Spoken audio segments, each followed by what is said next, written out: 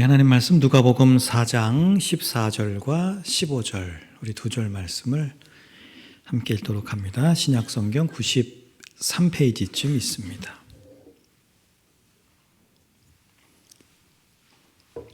누가복음 4장 14절 15절입니다.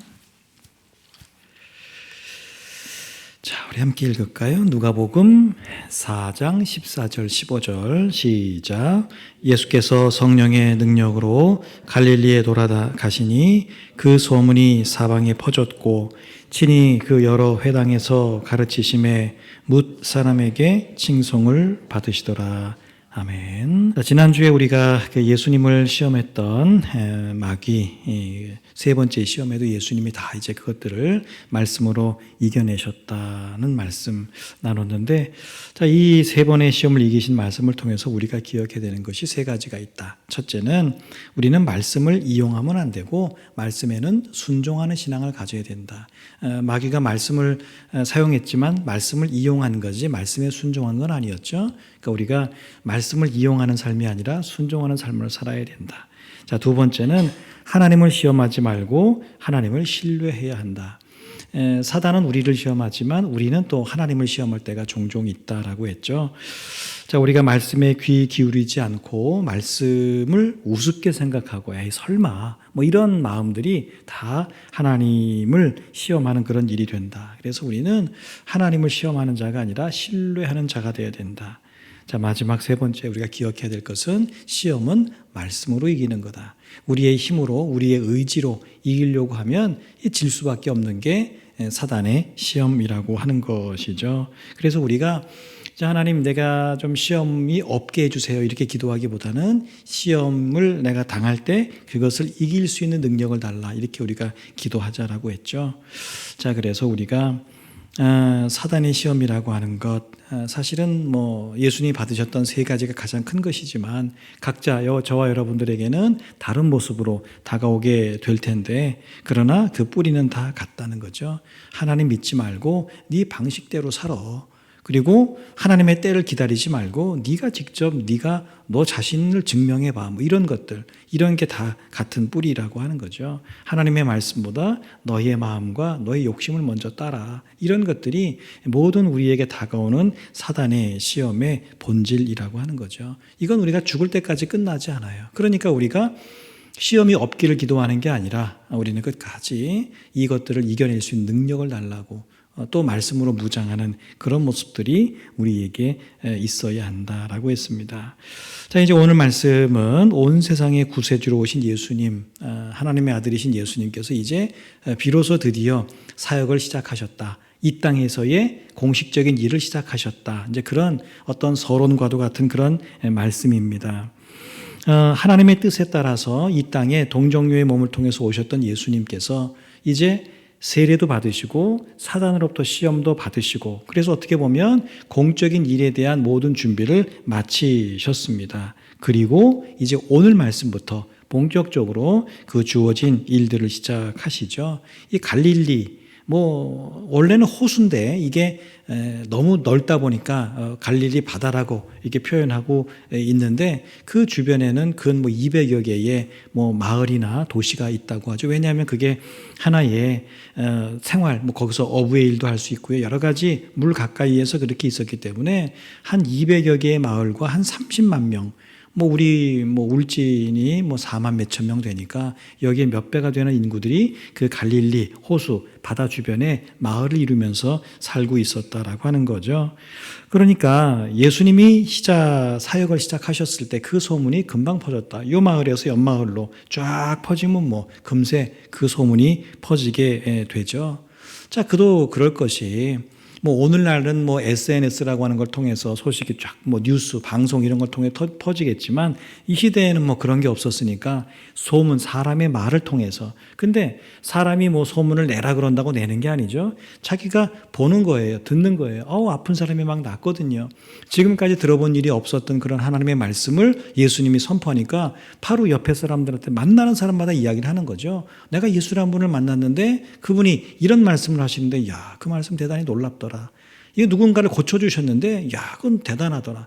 쫙 소문이 삽시간에 퍼지게 됐다라고 하는 거죠. 자, 예수님은 여러 회당을 다니시면서 가르치셨고, 그리고 사람들은 그런 예수님의 말씀과 어떤 사역에 칭송을 보냈다라고 하는 거죠. 자, 이 회당이 또 나옵니다. 회당 나올 때마다 말씀을 드리지만 예수님은 이 회당을 중심으로 하나님의 말씀을 증거하셨습니다. 그러니까 이때나 지금이나 마찬가지인데, 회당은 주전 5세기, 그러니까 이스라엘이 나라가 망하기 전에는 성전이 있었죠. 솔로몬이 지은 성전이 있었기 때문에 사실은 굳이 회당이 필요하지 않았습니다. 그리고 그때는 다 그 가나안 땅이라고 하는 그 지역에 다 모여 살았기 때문에 굳이 회당이 필요 없었죠. 때가 되면 예배드리러 예루살렘에 올라가서 성전에 가서 예배를 드리거나 제사를 드리거나 뭔가를 하면 됐습니다. 근데 이제 나라가 망하고 모든 사람들이 뿔뿔이 흩어지면서 성전도 없어졌을 뿐더러 성전에 갈 수 있는, 예루살렘까지 갈 수 있는 거리도 안 되고, 그러면서 그때부터 서서히 유대인들이 모여있는 곳마다 회당을 이렇게 스스로 만들기 시작했다고 했죠. 그래서 거기에 모여서 우리로 말하면 간이 예배 같은, 자기들이 원래 했던 그 제사 이걸 드릴 수는 없었으니까 거기에 모여서 하나님 앞에 예배 드리고 성경을 공부하는 이제 그런 곳이 회당이었다라고 하는 것이죠. 예수님이 회당을 중심으로 말씀을 전하셨다. 이건 여러 가지 유익이 있습니다. 회당은 누가 모이는 거예요? 하나님을 이미 알고 있고 하나님을 믿는 유대인들이 모이는 곳이죠. 또 가끔은 이방인 중에서 내가 이제 하나님 믿기로 작정한 사람이 회당에 들어올 수도 있었지만, 대다수가 다 하나님을 이미 알고 있었고 하나님을 믿는 유대인들이 회당에 모였다라고 하는 거죠. 그러니까 어느 정도 말이 통하는 거죠. 하나도 하나님에 대해 전혀 모르는 사람에게 하나님을 설명하려면 처음부터 끝까지 다 얘기해야 돼. 근데 이 유대인들은 이미 회당에서 오랜 시간, 자기가 태어나면서부터 하나님의 말씀, 창조주 하나님에서부터 예수님 태어나시기 전까지의 그런 선지자들의 말씀을 다 알고 있었죠. 그러니까 예수님이 회당에서 뭔가 하나님에 대한, 구약에 대한 말씀을 할 때에 유대인들이 그게 무슨 말인지를 다 알아듣는 그런 좋은 점이 있었습니다. 여러분, 예수님이 이 땅에 오신 이유와 목적은 유대인들만 구원하시기 위함이 아닙니다. 이방의 이 세상의 모든 사람, 유대인을 포함한 이방인 모든 사람을 구원하시기 위해서 이 땅에 오셨지만, 사실 맨 처음 시작하실 때는 사실 알고 보면 예수님은 이 유대 지역을 벗어나신 적이 없어요. 그 제자들이 온 이방 지역을 다니면서 복음을 전했지, 예수님은 거기에서만 하나님의 말씀을 전하셨죠. 그건 예수님이 유대인들에게 좀 더 집중하셨다는 걸 의미합니다. 예수님이 승천하신 다음에도 사실 사도행전에 보면 처음에는 이 사도들도 회당을 중심으로 하나님의 말씀을 증거했던 걸 볼 수 있습니다. 그러니까 이런 걸 보면 하나님이 먼저 유대인들에게 특혜를 주신 건 맞아요.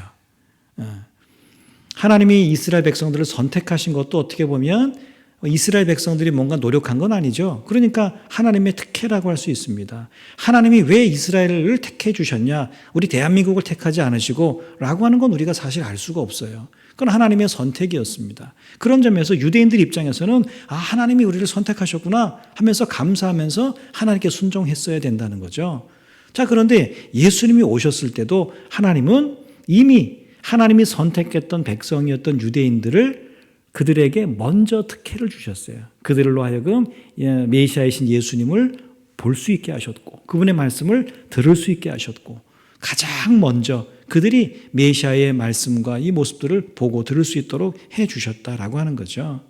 자, 그런데 그걸 대다수의 유대인들이 받아들이지 않고 반대하면서 복음이 이제 예루살렘을 벗어나서 사마리아와 땅끝까지 전해지게 됩니다. 그리고 그때부터 유대인들이 믿었던 유대교, 같은 하나님이지만 유대교와 기독교가 갈라지게 되죠.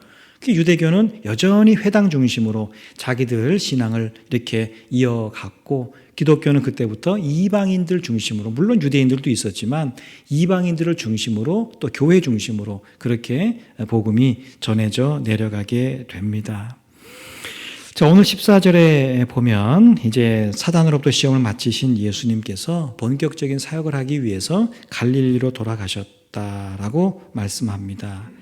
메시아의 길을 예비하러 왔던 그 요한이 이제 그 역할이 끝나고 예수님이 자기가 하셔야 될 일들 사역을 하실 때가 된 것이죠. 자, 그러면서 오늘 14절에 중요한 사실 한 가지를 말씀하는데 예수님의 잉태와 탄생과 세례와 시험과 여기까지 올 때까지 정말 함께 하셨던 성령님께서 이제 예수님의 사역에도 능력으로 함께 하셨다.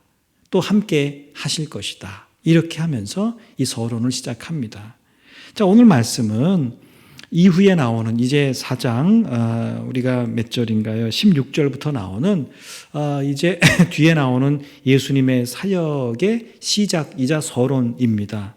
자, 그래서 이후에 나오는 모든 예수님의 삶, 모든 예수님의 가르침, 모든 예수님의 병고침, 모든 예수님의 사역에는 성령의 능력이 늘 있었다라고 하는 것을 미리 말씀하고 이제 그 예수님에 관한 일들을 시작을 하는 겁니다. 마치 성경 맨 처음이 태초에 하나님이 천지를 창조하시니라. 그래서 지금부터 하나님이 너희들에게 말씀을 하실 건데 그 하나님은 천지를 창조하신 하나님이야. 이렇게 하면서 성경을 시작하는 것처럼 이제 예수님이 앞으로 메시아로서 여러 가지 일들을 하실 텐데 그 예수님이 성령의 능력으로 함께 하실 거야. 이렇게 시작을 하고 있는 것이죠. 여러분, 우리는 당연히 예수님은 하나님의 아들이시니까 마치 기본적으로 능력을 딱 장착하고 이 땅에 오신 것으로 우리는 착각합니다. 아, 예수님은 하나님의 아들이시지. 맞아. 그런데 그렇기 때문에 예수님은 우리와 다르게 이미 우리에게 없는 수많은 성령의 능력, 하나님께서 주신 능력을 딱 가지고 이 땅에 오셨을 거야 라고 생각할지 모르지만 여러분, 이 땅에 계신 동안에는 우리와 똑같은 인간이셨죠. 여러분, 그래서 사실 예수님이 자기의 힘과 능력으로 말씀하시고 고치고 뭔가 기적을 베푸시고 전파하신 게 아니라 사실은 예수님에게도 능력이 필요했던 것입니다. 예수님이 하나님의 아들이셨기 때문에 기본적으로 능력을 갖고 태어나셨다. 우리는 이제 그렇게 생각하는데 뭐 그게 100% 틀린 건 또 아닙니다. 그렇다고 해서 그럼 예수님이 우리와 전혀 다른 초월적인 인간이셨냐? 초능력을 갖고 이 땅에 육체도 아닌 그런 몸으로 오셨냐? 그렇지는 않습니다. 여러분, 그래서 성경에 보면 예수님이 새벽 미명에 나가서 기도하셨다 이런 말씀이 참 많잖아요. 저녁에 모든 일을 끝내시고 저녁에 홀로 기도하셨다. 이런 말씀이 많습니다. 여러분, 왜 예수님께서 그렇게 기도에 공을 들이셨을까? 예수님 정도 되면 얼마나 피곤하시겠어요? 그냥 좀 늦게까지 주무시고 밤에도 좀 일찍 주무시고 굳이 기도하지 않아도 기본적으로 예수님은 능력을 딱 장착하고 계시기 때문에 그 능력만 사용하셔도 될 텐데 근데 그게 아니라는 거예요. 예수님에게도 성령의 능력이 필요했다는 거예요. 하루 종일 정말 하나님께서 예수님에게 맡기신 일을 감당하기 위해서는 예수님도 본인의 힘과 능력과 생각만으로 안 되고 성령의 능력이 필요하셨다는 걸 절감하셨기 때문에 예수님은 몸이 비록 피곤했다 할지라도 새벽 미명에 일어나서 기도하셨고 밤늦도록 성령의 능력을 도우심을 구하는 기도를 했다라고 하는 것이죠. 여러분, 그렇게 매 순간 매일 성령의 능력을 구하심으로 예수님이 그 능력을 가지고 하루의 사역을 하신 거예요. 여러분, 우리가 그렇게 생각해야 됩니다. 우리가 우리로 말하면 새벽 기도를 통해서 하루를 살아갈 힘과 능력을 얻고 하루를 살아가셨다는 거예요. 여러분, 이걸 우리가 그냥 쉽게 생각하면 안 됩니다. 여러분, 성령의 능력으로 산다는 게 물론 성령의 능력이 정할 수는 없겠죠. 하루치다, 일주일치다, 한 달치다 이렇게 우리가 특정할 수는 없습니다. 그러나 예수님은 늘 마치 성령의 능력이 내게 하루만 유효한 것처럼 매일 기도하셨다는 거예요. 새벽에 일어나서 하나님, 내가 오늘도 이 하루를 하나님께서 내게 맡기신 사명을 감당할 텐데 내 힘과 내 능력으로 안 됩니다. 성령님 좀 도와주세요. 하루를 그렇게. 또 저녁 때는 다음 날을 위해서 그렇게 중보하시고 기도하셨다는 거죠. 여러분, 그런 매일이 합쳐지니까 십자가의 고난과 죽으심까지 감당할 수 있었던 것입니다. 여러분, 한마디로 예수님의 일생이라고 하는 것과 성령의 능력은 자전거의 두 바퀴와 같이 늘 함께한 것을 우리가 알 수 있습니다. 여러분, 자전거는 물론 공연 같은 거 보면 바퀴가 하나인 자전거도 있지만 그건 일반적인 자전거가 아니고요. 우리가 보통의 자전거라면 반드시 앞바퀴, 뒷바퀴 두 가지가 다 있어야 합니다. 앞바퀴는 뭐하죠? 방향을 잡고 뒷바퀴는 힘을 전달합니다. 여러분, 둘 중 하나만 빠져도 자전거는 넘어지게 되어 있습니다. 우리의 신앙도 그러하다는 거예요. 말씀이 여러분 뭐 하는 거예요? 방향을 잡아주는 거예요. 하나님의 말씀은 하나님의 말씀이라고 하는 바퀴는 우리의 방향을 잡아주는 겁니다. 성령은 그 방향대로 갈 수 있는 힘을 주는 것이죠. 여러분, 말씀 없이 성령을 말하면 방향을 잃어요. 많은 이단들이 그래서 생겨난 거잖아요. 그죠? 말씀은 없고 성령만 있는 거예요. 그러면 방향을 잃게 된다. 성령의 능력이 없이 말씀만 붙들면 머리로는 아는데 실제 삶이 움직여지지 않게 됩니다. 여러분, 예수님은 말씀으로 시험을 이기셨고요. 그리고 성령의 능력으로 사역을 감당하셨죠. 자, 이제 그 두 가지가 연결이 됩니다. 예수님이 왜 말씀으로 시험을 이기셨나? 말씀으로 시험을 이기심으로 내가 앞으로 어떤 일을 해야 되는지 방향을 딱 정하신 거예요. 그리고 성령의 능력으로 그 일을 해 나가신 거죠. 여러분, 그래서 우리는 말씀이라고 하는 방향과 성령의 능력을 이게 함께 붙들어야 하는 것입니다. 둘 중에 하나만 아닙니다. 그래서 우리의 신앙이 바로 앞으로 갈 수 없다는 거예요. 말씀이 없으면 엉뚱한 데로 가요. 열심히 페달을 밟는데 엉뚱한 데로 가는 거예요. 방향은 정해졌는데 성령의 능력이 없으면 맨날 제자리에서만 바퀴를 돌리는 그런 일들을 하게 된다라고 하는 것이죠. 말씀은 여러분 그 길을 보여주는 거예요. 저쪽으로 가면 되겠구나.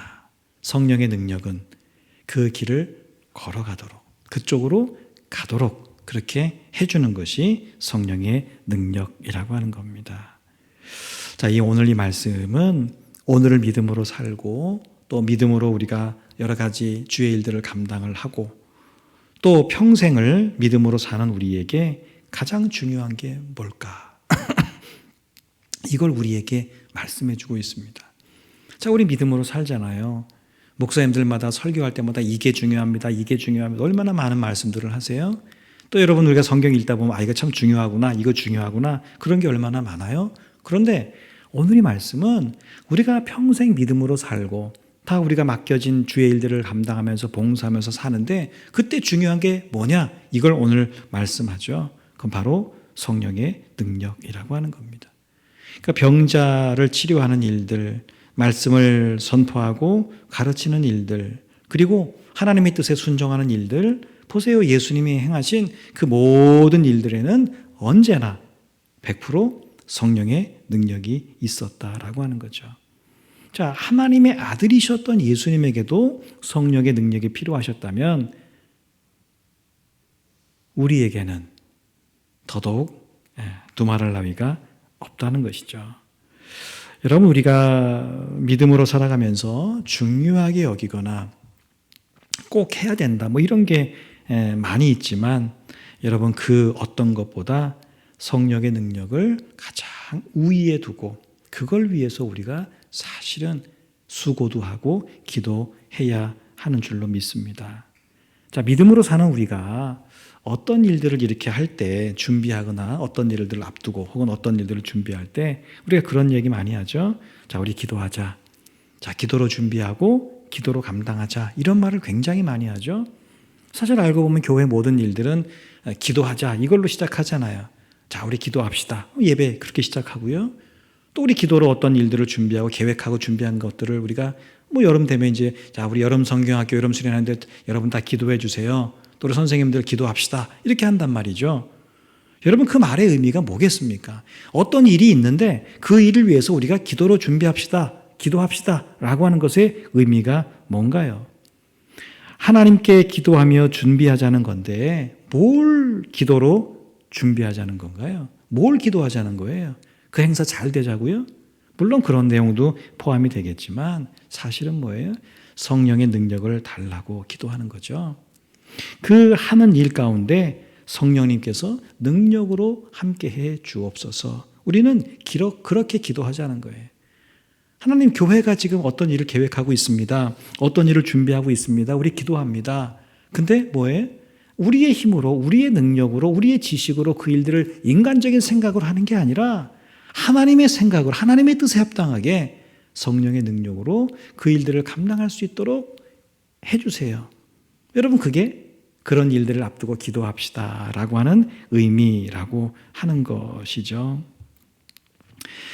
여러분, 예수님께서 승천하시면서 남겨진 제자들에게 왜 성령을 기다리라고 하셨겠습니까? 여러분, 남겨진 제자들, 예수님께서 약속하고 말씀하신 성령이 오시기 전까지는 기도 외에는 아무것도 하지 않았어요. 그렇죠? 아무것도 하지 않았습니다. 예수님의 성령 받을 때까지 기다려. 그럴 때 그들이 마가의 다락방에서 모여서 기도하는 것 외에는 나가서 예수님 부활하셨대 라든지 뭔가 예수님의 말씀과 삶에 대해서 증거하거나 그런 게 전혀 없어요. 예수님도 성령을 너희에게 보낼 텐데 그걸 받기까지 너희들은 기도하고 있어라. 기다려라. 제자들도 그 말씀을 따라서 성령 받기 전까지는 아무것도 하지 않고 성령을 구하는 기도만 했습니다. 여러분은 왜 그랬을까요? 왜 예수님은 그렇게 말씀하시고 제자들은 또 왜 예수님의 말씀에 그렇게 순종했을까? 여러분, 그건 성령의 능력이 없으면 아무 일도 할 수 없었고요. 또 더 중요한 게 있습니다. 성령의 능력이 없으면 아무것도 하면 안 되기 때문이에요. 사실은 저는 두 번째가 더 중요한 것 같아요.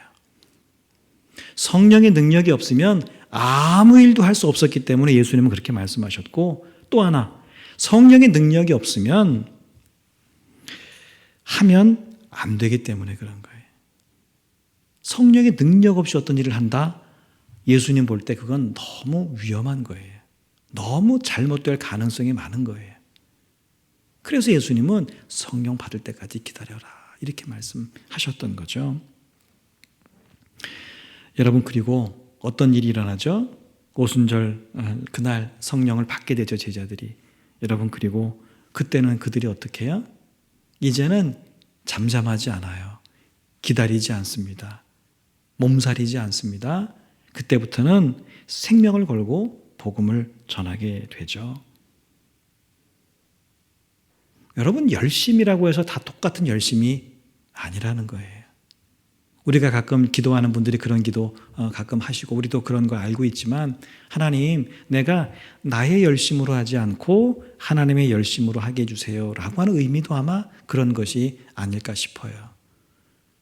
제자들이 성령 받기 전에는 아무 일도 안 했어요. 오직 기도만. 그래서 성령 받기만을 간구했고, 성령을 딱 받고 나니까 그때부터는 모든 일을 했어요. 여러분, 이것을 우리가 기억해야 합니다. 대충 예수님처럼 착착착착 준비하고 있으면 안 되나요? 아니에요. 성령 없이 하는 일은 잘못하면 제자들이 자기 교만에 빠지거나 잘못된 길로 갈 수 있다고 예수님은 판단하신 거예요. 그래서 그때까지는 참 기다려라. 성령을 받고 나니까 그때부터는 제자들 스스로가 자기의 생명을 걸고 복음을 전하게 되죠. 여러분, 여름에 아무리 좋은 선풍기가 있어도 전기가 연결되어 있지 않으면 바람이 나오지 않습니다. 겉모양 멀쩡하죠? 프로펠러도 있고 버튼 다 모양 다 갖춰져 있습니다. 자, 그런데 콘센트에 연결되지 않으면 아무 소용이 없습니다. 여러분, 성도로 사는 우리도 마찬가지입니다. 우리가 직분도 있고 경험도 있고 열심도 있고 나름대로 우리 다 책임감도 있고 나름대로의 능력과 힘도 우리는 있습니다. 여러분, 그러나 성령의 능력과 우리가 연결되지 못하면 여러분, 우리는 오래가지 못합니다. 처음에는 좀 돌아가는 것 같아요. 근데 지치고 멈추게 된다라고 하는 것이죠. 여러분 신앙생활은 내 열심으로 뭔가 어떤 것을 바람을 일으키는 그런 것이 아니라 성령의 능력에 연결돼서 하나님의 바람이 나를 통해서 이렇게 흘러가게 하는 그런 것이죠. 비유하자면 여러분 사람을 둘로 구분하자면 예수님을 모르는 사람과 예수님을 알고 믿는 사람으로 구분할 수 있습니다.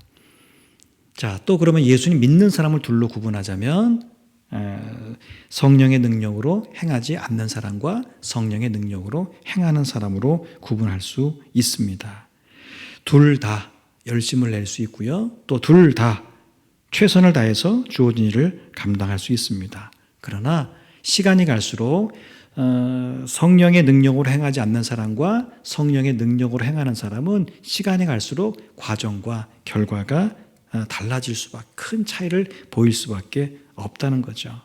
왜 그렇습니까? 여러분, 자기의 힘과 능력으로 하려고 하면 쉬 지치고 금세 한계에 부딪히기 때문에 그렇습니다. 결과에 따라서 일희일비하기 때문에 그렇습니다. 지치고 한계에 다다르죠? 그러면 우리는 어때요? 스스로 다그치고 다른 사람에게 짜증내고 심지어 하나님을 원망하기까지 한다는 거예요. 휴대폰 아무리 비싸고 좋아도 배터리 없으면 충전 안 돼 있으면 아무짝에 쓸모 없는, 여러분 우리의 삶도 그러하다는 것이죠. 능력 있는 사람도 있고요. 우리 가운데 얼마나 성실한 사람도 얼마나 많습니까? 또 책임감 있는 사람도 있습니다. 여러분 그러나 영적으로 성령의 능력으로 충전되어 있지 않으면 어느 순간부터 말이 거칠어지고 또 마음이 예민해지고 작은 일에도 짜증을 냅니다. 여러분 그래서 우리가 그때 필요한 건 뭐예요? 더 열심을 내는 게 아니라 신앙적으로 영적으로 더 충전하는 일이 필요한 것입니다. 제자들이 답답하다고 나가서 막 예수님 증거한 게 아니라 그때 뭐 했다고요? 기도하며 성령을 구했던 것처럼 우리에게 필요한 건 그때는 충전이라고 하는 것이죠. 여러분 기도라고 하는 것이 뭐예요? 그걸 연결해 주는 거예요. 우리는 기도를 통해서 성령의 능력이 다시 내게로 올 수 있도록 그렇게 하는 것이죠. 여러분 그래서 아까 말씀은 방향이라 그랬어요. 그리고 성령의 능력은 그것을 이렇게 뒷받침해 주는 힘이라고 그랬습니다. 그러니까 여러분 이 둘을 연결시켜 주는 게 사실 기도인 것이죠. 그러니까 여러분 우리가 기도하지 않고 성령의 능력으로 살겠다. 이게 참 말은 되는데 앞뒤가 맞지 않는 것이 된다는 거예요. 여러분 우리가 기도하지 않고 성령의 능력을 내가 받겠다. 이거는 참 쉽지 않아요. 아까 말씀드렸죠. 예수님도 매일 새벽마다 매일 저녁마다 그렇게 기도하신 이유가 본인의 성령의 능력을 위해서, 늘 성령의 능력으로 충전하기 위해서 그렇게 하셨다는 걸 우리가 기억한다면 여러분 우리가 하루에 모르겠습니다. 저나 여러분들이 하루에 얼마나 우리가 기도의 시간들을 갖고 있는지 알 수 없으나 여러분 내가 과연 그 시간만큼 기도함으로 성령의 충만을 받을 만큼 충분한 시간을 내가 기도하고 있는가? 그걸 따져보면 내가 왜 성령의 능력이 부족하거나 없는지를 어렵지 않게 우리는 알 수 있습니다.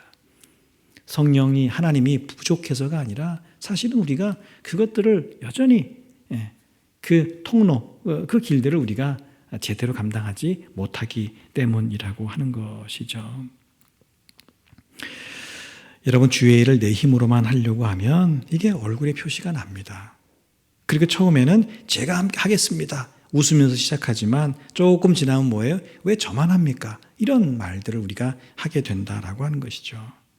여러분 성령의 능력으로 한다는 게 뭐예요? 그게 얼굴이 달라지고요.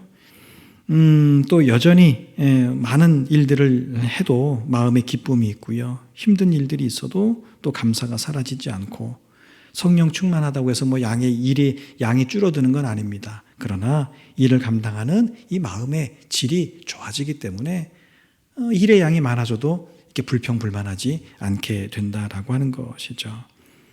모든 일이 즐겁고 결과에 일희일비하지 않게 된다는 거죠. 왜? 이건 내가 성령으로 능력으로 내가 감당할 뿐 결과는 하나님께서 이루실 것을 믿기 때문에 그러한 것이죠. 스스로 다그치지 않아요. 다른 사람에 대해 짜증내지 않습니다. 온유하게 대하면서. 그리고 하나님에 대해서 감사하게 되죠. 여러분 그러고 보면 사도행전에 나오는 초대교회 성도들, 사도들의 모습이 그러하지 않았습니까? 내가 왜 이렇게 힘이 들고 때로는 좀 사는 것이나 하는 일이 짜증이 나고 또 은근히 또 하나님에 대한 원망 이런 것들이 들까? 여러분 한번 그런 것들이 들 때 우리가 한 번쯤은 내가 성령의 능력을 행하는 것이 아니라 나의 열심과 나의 생각과 내 힘과 내 능력으로 하려고 하는 건 아니었는가? 여러분 돌아볼 필요가 있습니다. 여러분 성령의 능력으로 주의 일을 감당하는 사람 그리고 성령의 능력으로 주어진 여러 가지 삶을 살아가는 사람은 무슨 일을 만나도 참 기쁘고 감사하게 그 모든 것들을 감당하게 됩니다. 여러분 스데반 집사님이 순교할 때 모습 사도행전에 나오죠. 그분의 얼굴이 어떻다고 그랬죠? 천사의 얼굴과 같았다. 돌에 맞아 죽으면서도 오히려 어떻게 보면 돌을 던지는 사람들이 더 짜증이 났을지도 몰라요. 왜? 돌 맞으면 인상 쓰고 욕하고 그래야 되는데 돌에 더 맞아 죽으면서도 스데반 집사님의 얼굴은 천사와 같았고 거기서 자기에게 돌을 던지는 사람들에게 예수님처럼 용서를 해달라고 하는 그런 기도를 하는 그런 모습들. 저 깊은 지하 감옥에서 바울과 실라가 기도하며 찬송했던 거. 여러분 그런 일들이 어떻게 가능했겠습니까? 그건 그들이 성령의 능력으로 무장을 하고 있었기 때문에 그런 것이죠. 무슨 일이 있어도 자기들은 기쁜 거예요. 돌을 던져도 돌을 맞아도 감사하고 기쁘고. 만약 그분들이 성령의 능력이 아니라 자기의 힘과 자기의 능력으로 하다가 그렇게 됐다고 해보세요. 돌 던지는 사람 원망할 겁니다. 하나님 원망할 거예요. 내가 다른 일도 아니고 복음을 전하다가 이렇게 돌에 맞아 죽습니까? 하나님이 살아계시다면 어떻게 나한테 이럴 수 있습니까? 그렇게 말하지 않았겠습니까? 근데 스데반은 그렇게 하지 않았어요. 순교가 마치 자기가 당연히 당해야 되는 일처럼 그렇게 기쁘게 돌에 맞아 순교를 하게 됐다는 거죠. 여러분 우리가 믿음으로 살면서 꼭 기억하고 있어야 되는 것, 여러분 그건 믿음으로 사는 일이나 주의 일을 하는 것이나 또 우리가 세상 가운데 여러분 직장이나 어떤 생업의 현장에서 그리스도로 살아가는 것, 이 모든 일들에 성령의 능력이 필요하다는 거예요. 그런 것에 대한 좀 민감함이 우리에게 필요하고 민감한 마음으로 우리가 영적으로 좀 깨어 있어야 된다는 거죠. 여러분 이것이 우리가 기도하는 이유고 또 말씀을 가까이 하는 이유라고 하는 거예요. 누군가가 여러분에게 집사님, 권사님 왜 기도하세요? 물을 때 여러분 뭐라고 대답하십니까? 나 이런 기도 제목이 있어. 내게 이런 좀 문제가 있어. 나 이렇게 기도해야 돼. 여러분 그런 것도 이유가 될 수 있지만 누군가가 여러분에게 왜 기도하세요? 라고 물을 때 나 성령의 능력을 위해서 기도해. 여러분 이것이 첫 번째 기도 제목일 수 있기를 바랍니다. 여러분 그래야 뭐예요? 우리는 기도의 이유가 생기게 됩니다. 여러분 자녀들 공부하는 자녀들 있으신 분들 그렇게 권면하지 않으시나요? 야 공부 열심히 해. 이것도 하시지만 자녀들에게 정말 이렇게 주고 싶은 게 뭐예요? 그 아이가 공부할 이유를 발견하기를 원하지 않으시나요? 왜? 공부할 이유를 발견하면 공부해라 마라 필요 없이 말하지 않아도 스스로 열심히 공부할 것이기 때문에 그런 것이죠. 여러분 우리 그걸 그대로 신앙으로 갖고 와 보자고요. 여러분 기도가 의무가 되면 얼마나 힘들겠어요. 새벽에 잠자는 게 더 좋지 나와서 기도하는 게 더 좋은 사람이 육체를 가진 우리 중에 몇 명이나 있겠습니까? 근데 기도라고 하는 걸 내가 왜 해야 되는지를 알게 되면 여러분 우리가 기도를 하지 않을 수 없게 된다는 거예요. 여러분 우리가 참 그래요. 저 자신을 봐도 기도하지 않는다는 거는 결국은 뭐예요?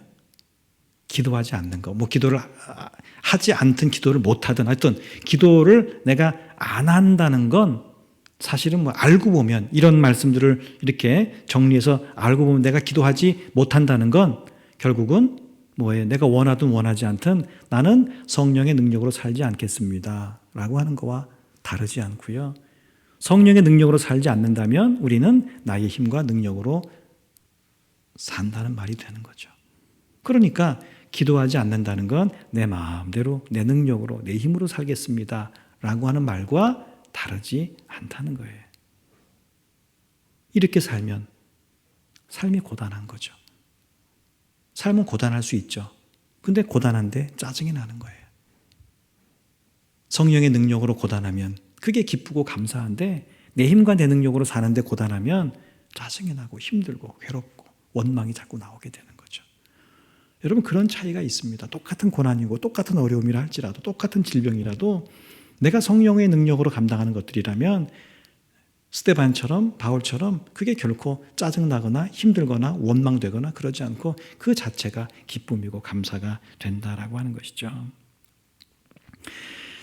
바다를 항해하는 두 종류의 배가 있습니다. 하나는 사람이 직접 노를 젓는 배, 다른 하나는 돛일을 해서 바람을 통해서 샥 하는 거.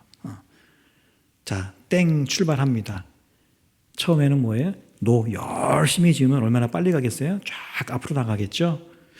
여러분 그런데 노 젓는 배는 처음에는 힘차게 나갈지 몰라도 금세 팔이 아프잖아요. 한계에 부딪힙니다. 얼마 못 갑니다. 더 못 가죠. 근데 돛을 단 배는 처음에 바람 받을 때까지는 안 가는 것 같아. 한번 바람을 딱 받으면 뭐 샥 앞으로 가는 거죠. 여러분 성령을 성경에서는 원어로는 푸뉴마라 그래. 우리나라 말로 뭐라 해? 바람이란 뜻이 있습니다. 바람. 예수님이 하나님이 창조하시고 사람을 만드시고 나서 숨을 불어넣으셨다고 하죠. 하고 그때 그거와 성령이 똑같은 말입니다. 바람이란 말입니다. 여러분 내 힘으로 노를 젓는 일들은 금세 한계에 부딪혀요. 근데 성령의 바람을 타고 하는 사역은 즐겁고 평안하고 하나님께서 이끄시는 기적을 경험하게 된다는 거. 여러분 믿음으로 행하는 모든 일들은 짜증나는 일이 없습니다. 없어야 돼요. 힘들지만 그게 힘들다고 느껴지지 않아야 합니다. 이게 참 수고롭지만 이게 수고로운데 마음은 기쁩니다. 여러분 그렇게 해주는 그 이유와 원인이 바로 성령의 능력이라고 하는 거죠. 그러니까 여러분 우리가 더 열심히 일하려고 하기보다는 먼저 뭐예요? 내가 성령의 능력으로 충만하게 해야 되겠구나. 내가 어떤 일을 하든지 내 마음이 성령 이게 항상 내 모든 말과 행실과 생각과 중심과 내가 하는 모든 일들의 가장 출발이 돼야 되겠구나. 내가 성령 없이 하는 일은 없으리라. 이렇게 결단하는 여러분 되시기를 바랍니다. 여러분 그게 제일 중요해요. 눈에 보이지 않는다고 해서 그건 뭐 제쳐놓고 그냥 열심히 하면 되지. 그렇지 않습니다. 성령의 능력으로 열심을 내는 건 아까 말씀드렸죠. 위험할 수 있습니다. 여러분 오늘도 우리가 우리의 힘이 아니라 성령의 능력으로 살고 또 섬기고 견디고 사랑하고 믿음으로 사는 저와 여러분 될 수 있기를 주의 이름으로 축복합니다.